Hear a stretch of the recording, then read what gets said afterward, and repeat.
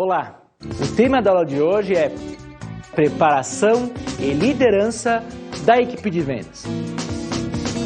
Abordaremos aqui como as pessoas devem ser trabalhadas para o alcance dos objetivos definidos pela organização. E nesse caso, de nada adianta eu efetuar o planejamento, definir objetivos, metas, estratégias e organizar a estrutura para que esses objetivos sejam alcançados se as pessoas não forem trabalhadas para isso, se elas não forem lideradas para isso. Em outras palavras, esse planejamento acontece, é implementado com as pessoas. E é importante ressaltar que essas estratégias e essas ações acontecem no mercado junto com os clientes. Então aqui abordaremos a gestão de pessoas na área comercial, que vai desde o recrutamento e seleção, o plano de carreira, assim como todas as ações para a motivação, para a liderança e para treinamento da força de venda. Abordaremos agora o recrutamento e a seleção, que é o momento que a empresa está junto ao mercado selecionando os potenciais profissionais para atuar junto aos seus clientes. Para tanto, vejamos então agora uma definição de recrutamento. O recrutamento consiste em utilizar um conjunto de técnicas e procedimentos de investigação sobre as diferentes fontes capazes de fornecer à empresa um número adequado de pessoas necessárias ao alcance de seus objetivos. O que vemos simplesmente com essa definição é que no recrutamento acontece a pesquisa de possíveis candidatos para atuar em uma organização. É a partir dessa atividade que a empresa identificará quais são as possíveis pessoas que poderão ser selecionadas ou não para atuar junto à área comercial. Dentro do recrutamento, é importante ressaltar que, primeiramente, nós temos o que chamamos de fontes internas de informação. São informações que se busca do que a empresa já possui. Nesse caso, a empresa geralmente faz um trabalho de política de recrutamento interno. Como fonte interna, então, ela busca identificar possíveis candidatos que já trabalham numa organização. E é importante ressaltar que esse tipo de política serve também como um fator motivacional daqueles que estão em uma empresa que tem condições de atuar na área comercial, mas não atuam ainda, mas que tem trabalho que poderá ser feito a partir das suas competências. Nós também temos o que chamamos de fontes externas de informação. Neste caso, o recrutamento depende de informações de fontes que a empresa não possui, de fontes que ela vai ter que buscar junto a outras organizações. Deve-se enfatizar que as fontes externas acontecem quando a empresa não possui candidatos aptos a assumir um cargo que já são funcionários dessa empresa. Há então uma busca, por exemplo, com agências de emprego. No caso da atividade de recrutamento, primeiramente se faz essa busca de pessoas com diversas fontes, e não apenas agências de empregos, mas também associações de classe e também classificados em jornal. Depois se parte para uma triagem, que é uma pré-análise dos candidatos que estão no recrutamento. Depois disso, se parte então para o que chamamos processo de seleção, onde os candidatos que passaram pela triagem, pela primeira análise, participam então desse processo de escolha que definirá ou não qual candidato é o melhor apto para a empresa. Comento que não se definirá porque muitas vezes a empresa não consegue identificar e nem escolher o candidato que é apto de acordo com as responsabilidades definidas por ela. Considere o seguinte exemplo de uma empresa que trabalha com brinquedos. Essa empresa estava precisando de um supervisor de vendas e efetuou então um recrutamento externo onde surgiram interessados 5 pessoas. Nesse caso, a empresa estava procurando alguém que tivesse capacidade de comunicação, capacidade de lidar com clientes, assim como um conhecimento profundo a respeito do produto. Esse profissional também deveria saber lidar com equipes grandes, que seriam os seus vendedores.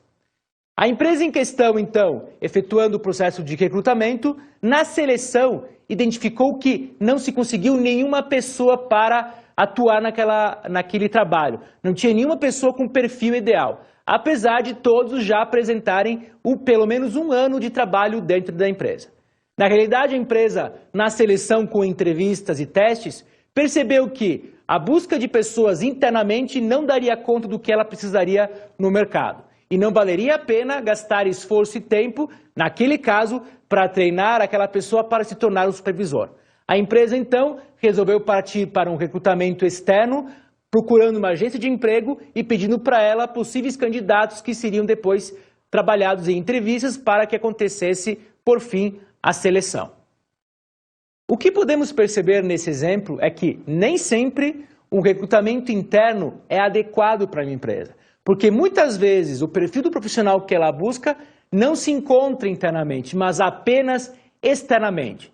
Desta forma, as empresas, mesmo que um plano de recrutamento interno pode ser um fator motivacional e está utilizando pessoas que já trabalham na empresa, que já estão acostumadas à forma de se lidar da empresa, à sua cultura, ao seu jeito de trabalhar, de vez em quando, em determinados momentos, deve-se buscar também pessoas de fora da organização. Porque também, de outra forma, vendo esse mesmo elemento, esse mesmo aspecto, são pessoas que trazem novos ares e novas experiências para a empresa. É importante ressaltar, então, que, dependendo do caso, um plano de recrutamento interno pode não funcionar, uma vez que as pessoas que estão internamente na empresa não passam pela seleção que define quem poderá ou não ser escolhido para o cargo. Abordemos agora outro aspecto fundamental na gestão de pessoas da área comercial, que é o plano de carreira. Que é um plano que define até onde uma pessoa dentro de uma empresa poderá chegar, ou seja, que outros cargos ela poderá estar utilizando, estar trabalhando de acordo com as suas competências. Nós temos que alguns critérios são necessários para o plano de carreira. Primeiramente, é importante considerar o tempo de serviço da pessoa. Se o funcionário quer galgar alguns outros novos postos, por exemplo, se ele quer passar de vendedor para supervisor de vendas, em função de um plano possível para chegar até isso, deve-se considerar a sua experiência dentro da empresa, ou seja, o tempo que ele já está comprometido com a organização. Outro aspecto fundamental é a formação acadêmica, que indica o nível de conhecimento que o profissional possui e o que é necessário para determinada área. E, além disso, é também necessário trabalhar com a avaliação de desempenho, onde a forma como o funcionário é avaliado dentro da organização vai permitir ou não que ele possa seguir para outros postos dentro da organização. É importante ressaltar que no plano de carreira, a empresa está pensando em prolongar o tempo do funcionário dentro da organização, para que se possa aproveitar de forma mais adequada possível as suas competências e a sua qualificação. E ele também se sentir motivado para continuar dentro da empresa, uma vez que ele percebe que há regras que indicam que ele pode crescer dentro dessa organização. Tomemos como exemplo um plano de carreira que permite passar de vendedor em um nível 1 para vendedor em um nível 2. No entanto, para ser vendedor em nível 2, são necessárias alguma experiência específica, uma formação acadêmica específica, assim como uma avaliação específica.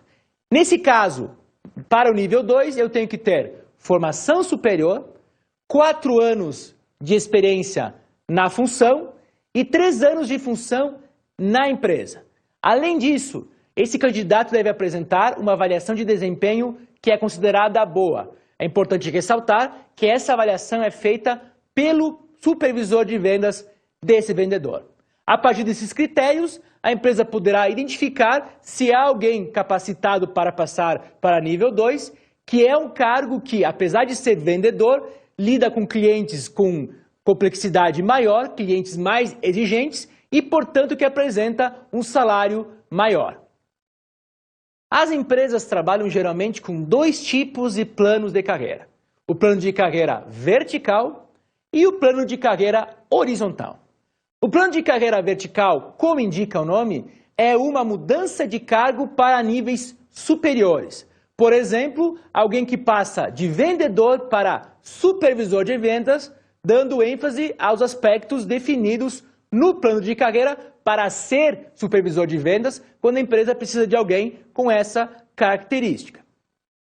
O plano de carreira horizontal, por sua vez, lida com pessoas que podem permanecer com o mesmo cargo, a mesma natureza, mas mudando algumas responsabilidades. Nesse caso, a pessoa terá o seu salário aumentado, não por seguir para um cargo superior em termos hierárquicos, mas permanecer com um cargo que, a princípio, tem a mesma característica, mas com algumas peculiaridades, com algumas diferenças.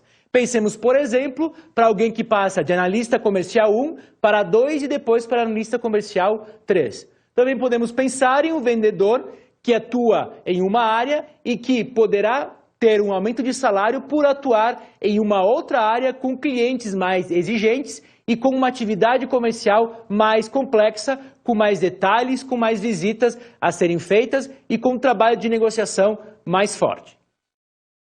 É importante ressaltar em relação ao plano de carreira vertical e horizontal que a empresa deve avaliar muito bem se vale a pena em alguns momentos fazer com que determinada pessoa mude de cargo. Nesse caso, uma empresa que lida com um excelente vendedor pode receber no futuro um péssimo supervisor, porque mesmo que esse vendedor consiga atingir os elementos básicos para se tornar um supervisor, ele talvez não tenha o perfil necessário e as características necessárias para se tornar alguém que lide com pessoas, que é diferente de um vendedor. São responsabilidades diferentes. Por exemplo, tomemos um caso de um vendedor que trabalha com máquinas agrícolas em Santa Catarina. Esse vendedor sempre foi considerado muito competente em sua área e também já tinha alguns critérios para se tornar supervisor daquela área. Como a empresa estava procurando alguém internamente, ele já possuía os elementos básicos para ser supervisor, que era ter grau de formação superior e também experiência na área comercial de 6 anos, ele foi escolhido para atuar como supervisor. No entanto, na atuação como supervisor, percebeu-se que o vendedor muito bom anteriormente não se deu muito bem como alguém que lide e que tenha que gerenciar pessoas. Os próprios vendedores não sentiam naquele antigo vendedor alguém com liderança, alguém que pudesse movê-los para que as atividades fossem feitas. Em função disso, ele começou a ser avaliado de forma regular ou insuficiente pelos seus superiores, no caso, o seu gerente de vendas, e chegou em determinado momento que a empresa pensou em demiti-lo. No entanto, percebendo a competência dele como vendedor, a empresa resolveu continuar investindo nesse profissional e solicitou que ele atuasse como vendedor no Rio Grande do Sul. Nesse caso, nós vemos que houve um plano de carreira horizontal. Anteriormente foi um plano de carreira vertical, onde ele passou de vendedor para supervisor, e agora ele passou de vendedor para Santa Catarina e de vendedor para o Rio Grande do Sul.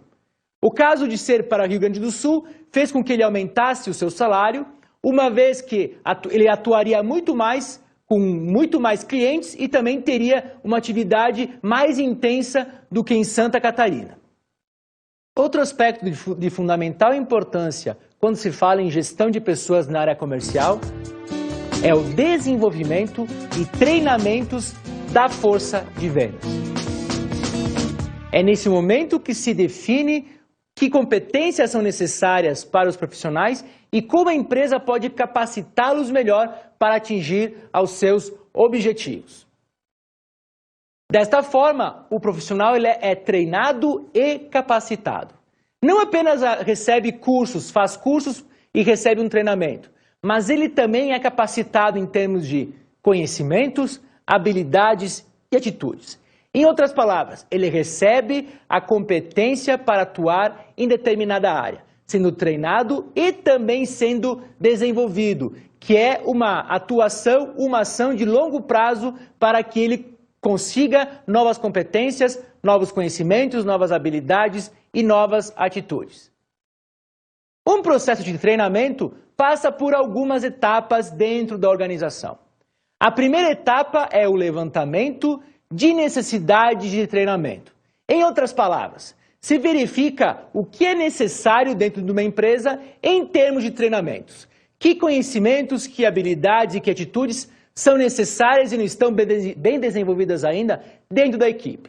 Esse levantamento pode acontecer junto com as pessoas, com os profissionais, com os supervisores, com os gerentes, assim como uma pesquisa em mercado para verificar quais são os conhecimentos e as habilidades e atitudes necessárias. A segunda etapa é quando se definem os objetivos e o conteúdo do treinamento, com base nas necessidades identificadas anteriormente. Nos objetivos e conteúdo, se define especificamente o que se quer ter de aprendizado em cima de determinado curso. É nesse caso, então, que a empresa define como é que ela quer, em termos de conteúdos, de conhecimentos, o que ela quer para o profissional e o que é necessário na atuação junto ao mercado. É com esse objetivo, então, que se define o aprendizado necessário para o profissional. Depois de se definir os objetivos relacionados ao treinamento, se define qual será o método de treinamento a ser utilizado. Em outras palavras, com base no aprendizado que se quer alcançar, se define a forma de alcançar esse aprendizado. É como em uma aula que o professor define o seu método de ensino. É da mesma forma com o treinamento. Se define qual vai ser a maneira de não apenas transmitir conhecimento, mas fazer com que esse conhecimento seja trabalhado, seja desenvolvido junto aos vendedores. Podemos ter como exemplo de treinamentos não apenas aulas expositivas, mas dinâmicas de grupo, assim como simulações na vida real em relação à área comercial. Depois disso, nós temos a etapa 4, que são os resultados do treinamento. Avalia-se quais foram os resultados atingidos no treinamento com base nos objetivos traçados. É nesse momento que se avalia especificamente a aprendizagem dos que tiveram o treinamento, dos profissionais que foram, nesse momento, alunos procurando ampliar os seus conhecimentos, assim como as suas habilidades e as suas atitudes. Apresento a vocês agora um exemplo relacionado a essas 4 etapas. Trata-se de uma empresa que trabalha com móveis planejados e cuja equipe de supervisores apresentava um conhecimento muito bom no produto, mas pecava em conhecimento de dinâmicas de vendas e de técnicas de vendas. Nesse caso, então, o gerente contratou uma pessoa conhecedora da área do mercado moveleiro e que tinha experiência na área comercial para repassar esses conhecimentos, para transmitir informações para os treinandos, para os profissionais, os supervisores, e assim mesmo conseguir deles novos conhecimentos e novas aplicações na área de atuação. É importante considerar, nesse exemplo, que esses supervisores não apenas visitavam as lojas de imóveis para avaliar o desempenho delas, mas também prestavam treinamento para os atendentes dessas lojas. Esses supervisores, então, precisavam não apenas de treinamento em vendas, mas também de treinamento em ensino, em educação, para depois também transmitir essas informações novas. Desta forma, o profissional contratado para o treinamento ensinou algumas técnicas de ensino e de abordagem com as pessoas. Posteriormente, essas pessoas, os supervisores, foram avaliados em termos do seu conhecimento nas lojas, verificando se eles estavam repassando de forma correta o conhecimento para os atendentes e também de que forma esse treinamento nos atendentes na loja repercutiu no desempenho dessas lojas aí, no aumento de vendas ou no aumento da participação de mercado. Esta então foi a forma de se verificar se o treinamento surtiu algum efeito no mercado, que era uma necessidade tendo visto os problemas anteriores em relação a atendimento de clientes no ponto de venda. Os supervisores precisavam conhecer algumas técnicas para também transmiti-las aos atendentes, aos vendedores que atendiam os consumidores finais. O tópico que abordaremos agora é a liderança na força de vendas. Na área de vendas, pela sua dinâmica, pela sua atividade, se comenta muito em liderança. Mas afinal de contas, o que é liderança? Vejamos então agora uma definição relacionada a essa dimensão. Liderança em vendas é o processo pelo qual os gestores de venda procuram influenciar as atividades dos profissionais de venda. Um elemento básico dessa definição é a palavra influenciar. Na realidade, o líder, no momento que procura conhecer melhor os seus funcionários e procurar encorajar algumas atividades, está também influenciando essas pessoas a alcançar os objetivos da organização. É importante ressaltar novamente que um líder adequado, um líder bom para a empresa, é aquele que consegue fazer com que os funcionários executem as tarefas que a empresa coloca como atividade fundamental e como pressuposto básico para alcançar os seus objetivos. Em relação a isso, é importante trabalhar com uma outra visão de liderança que é apresentada por Peter Drucker, que veremos a seguir. Um líder é aquele que possui seguidores. O que podemos perceber com isso é que, por conseguir influenciar outros a efetuar determinadas tarefas, um líder é aquele que realmente possui seguidores. Sem dúvida é importante destacar que nem sempre um líder é positivo, porque a forma como ele conseguiu esses seguidores pode não ser uma forma considerada das melhores possíveis para se efetuar as coisas. É importante destacar, então, que não existe um líder com uma receita única, alguém que sempre vai ser bem aceito, mas vão ter alguns estilos de liderança. O primeiro estilo de liderança, geralmente tratado na área de vendas, é do estilo diretivo, daquele líder que está sempre focado em resultados, procurando sempre ver com os seus funcionários o que está acontecendo, ligando a eles para ver se as suas metas estão sendo ou não alcançadas. Nós também temos o estilo de líder permissivo, que este já não é orientado para resultado, mas sim para pessoas. Tomemos, por exemplo, um líder que aceita escutar muito bem o que os seus funcionários colocam, como, por exemplo, a mudança de cargos na área comercial, de automóvel para trabalhar na área comercial, mas não avalia bem como é que vai ser esse impacto nos custos da organização. Temos também o líder político que procura vender ideias, vender projetos para os seus subordinados. É o exemplo de um gerente de vendas que, na busca de novos mercados de atuação, tenta vender aos seus subordinados a mudança de endereço para atuar em novos estados. É a forma de argumentação que ele vai utilizar e o convencimento que permitirá ou não ao continuar nesse projeto de novos mercados. Nós também temos o líder participativo que procura sempre conversar com os seus subordinados, apresentando o que está acontecendo. Neste caso, temos um exemplo de uma empresa que definiu redução de custos na área comercial, mas o gerente comercial, o líder nesse caso, antes de definir algumas diretrizes, conversou com os seus subordinados para mostrar toda a situação e verificar também com eles se haveria algumas alternativas de solução com base no que a empresa estava procurando. Nós também temos, por outro lado, o líder avaliativo, que é aquele que procura indicar para os seus subordinados que verifiquem sempre o melhor curso de ação, a melhor alternativa para a tomada de decisão. Nesse caso, uma abertura que o profissional de vendas, o líder, tenha junto aos seus subordinados, facilitará esse trabalho de avaliação de percurso com base no que a empresa definiu de objetivos e de políticas. Dentro da liderança, é importante também destacar a relação com a autoridade.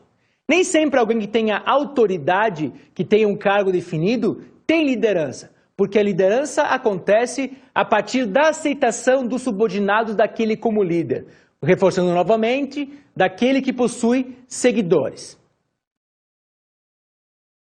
Vejamos agora uma cena da série The Office, que trata do episódio O Cruzeiro, da segunda. Podemos bem perceber com esse exemplo a relação entre autoridade e liderança. Nem sempre quem tem autoridade, quem tem um cargo definido, é legitimado, é aceito como líder.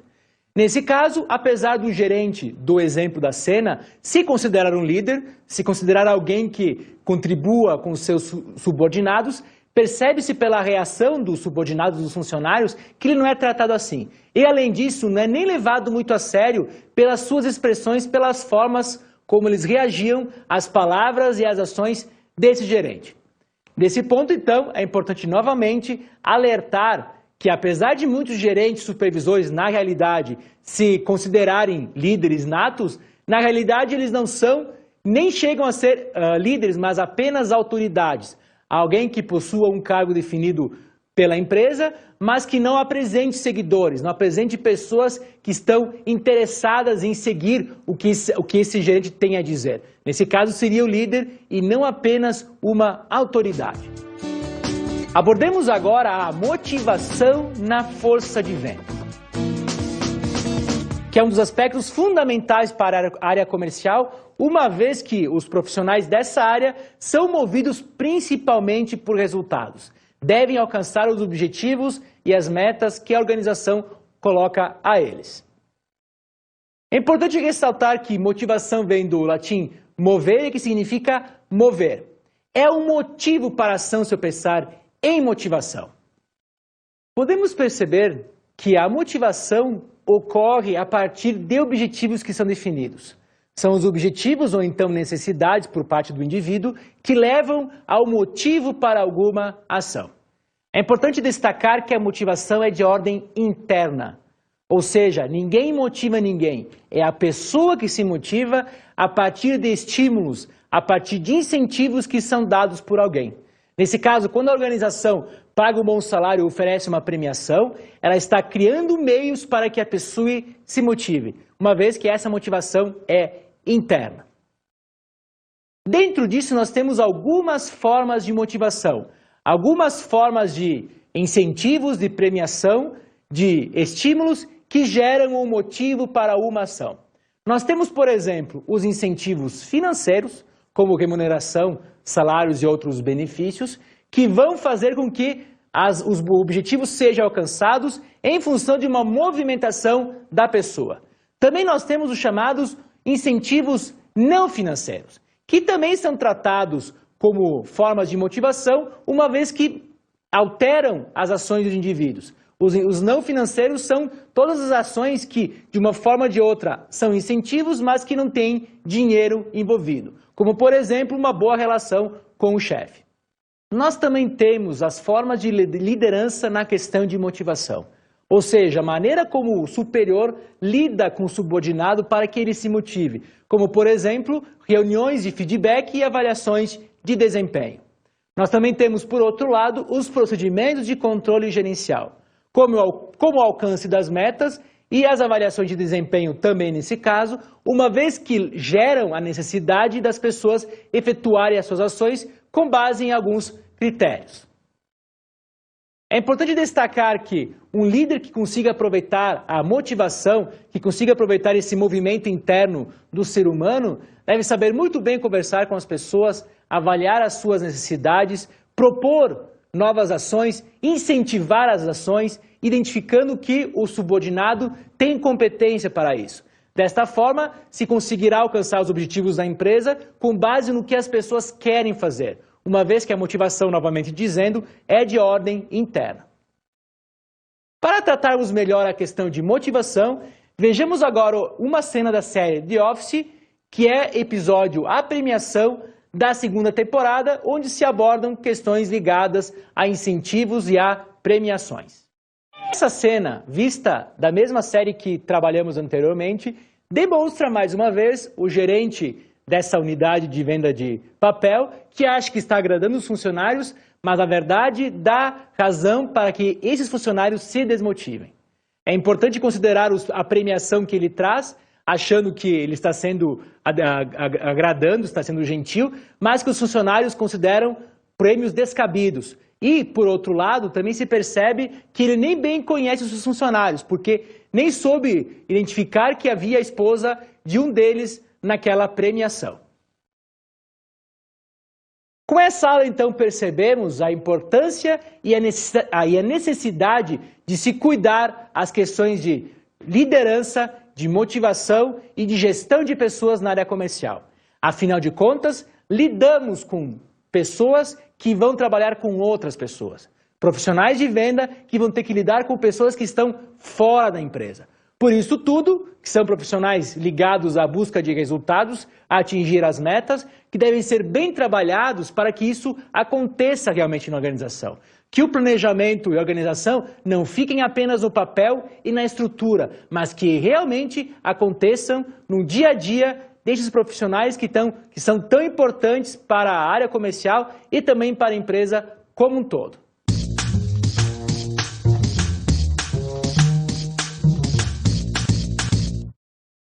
sugestão para a aula de hoje, sugiro a leitura do livro Vendas, Fundamentos e Novas Práticas de Gestão, de Charles Futrell. Nesse livro, o autor aborda, dentre outras coisas, os processos de motivação, liderança e gestão de pessoas na área comercial.